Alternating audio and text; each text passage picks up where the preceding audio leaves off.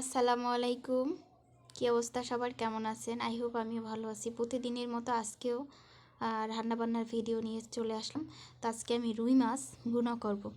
অবশ্যই কিন্তু তোমরা চাইলে আমার রেসিপিটা ফলো করে রান্না করতে পারো, দেখবা মাছ থেকে কখনো গন্ধ করবে না, এবং এই মাছটা রান্না করা মাছটা খাবে, সেও তোমার রান্নার প্রেমে পড়ে যাবে। সো যাই হোক, আমি আজকে তোমাদের মাঝে রুই মাছের স্পেশাল ভুনা রেসিপি শেয়ার করব। তো চলো গাইস, তো আমি এখানে কিন্তু শিলেপাটায় বেটে মশলা এগুলো দিয়েছি। আমি সবসময় শিলেপাটায় বেটেই মাছ মাংস এগুলো আমি শিলেপাটায় বেটে ওই মশলাগুলো আমি দিই।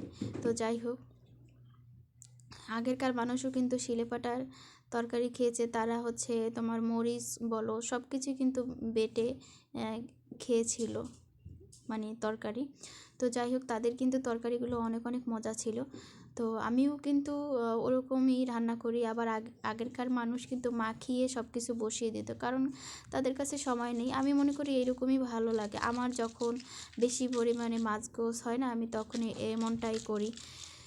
তো যাই হোক গাইস, আমি হচ্ছে মাছটাকে সুন্দরভাবে উল্টে পাল্টাই দিচ্ছি মশলার সাথে, যেহেতু মশলার ভিতরের জন্য ঢুকে। যাই হোক, এক পর্যায়ে আমার হচ্ছে তোমার কষানো শেষ। এখন আমি পরিমাণ মতো ঝোল দিয়ে নেব।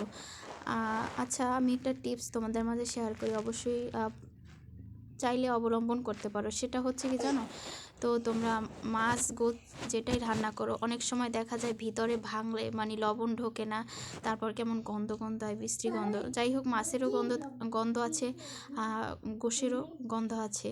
সো তোমরা করবা কি, যে মাছগুলো অথবা মাংস, তো এমন পরিমাণ পানি দেবা যাতে করে ডুবে থাকতে পারে মাছগুলো, ঠিক আছে? তাহলে কিন্তু ভিতরে ঢুকবে। তো যাই হোক, কেমন হয়েছে অবশ্যই কিন্তু জানাবো।